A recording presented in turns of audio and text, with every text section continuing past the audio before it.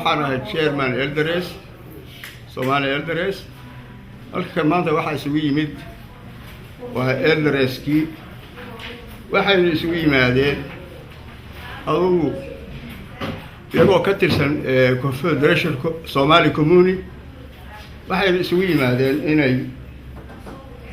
maanta ka wada hadlaan xaalad ku saabsan danaha iyo dhaqanka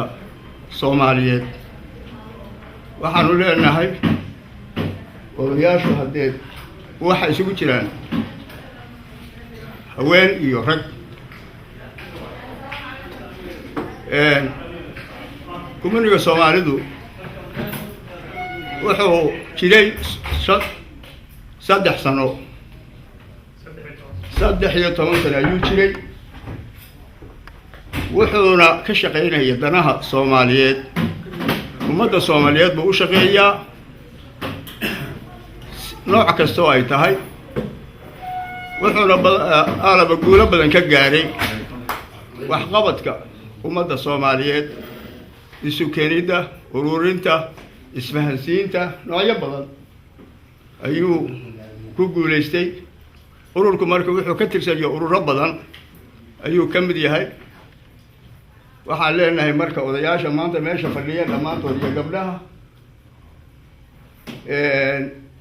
waxaanu ku soo dhaweynaynaa ururka oo awal hore uga tirsanaayeen oo waxaanu leenahay hadda ururku waa ururkiinii dad hore uga tirsanaydeen waxaana la doonayaa loo baahan yahay inaad hawsha meeshiina ka wadaan oo ummadda Soomaaliyeed wixii aad u tari kadeen iyo wixii aad la qaban kadeen sidii horeba aad u wadeen inaad u wadaan. Assalaamu calaykum.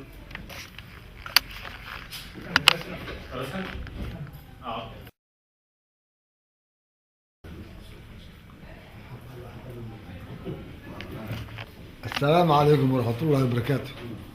أنا مقعد واحد لها شعب حاشي waxaan ka tirsanay Confederation of Somali Community ku yaal sir waxaan ka shaqeynayay 6 sanadood committee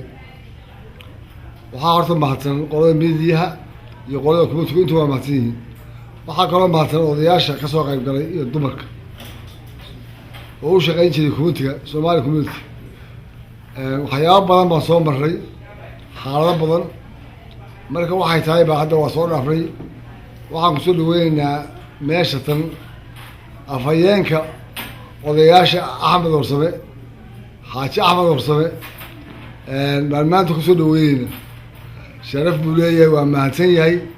waxaan ku soo dhaweynaynaa annaga waxaan leenahay qof la yiraahdo